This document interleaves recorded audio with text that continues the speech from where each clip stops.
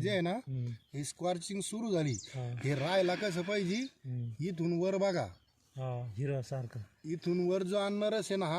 हा कंटिन्यू दांडा तसा भरेल पाहिजे किंवा इथं पण जे बघा हे कसं आहे पण याला इथं सुरू झालं या बाई तर हे नाही दिसायला पाहिजे या बाई याला इथं सुरू झालंय हे आहे ना यासाठी याला एक लेअर बसवायचं आपल्याला आज नाही घ्यायची फवारणी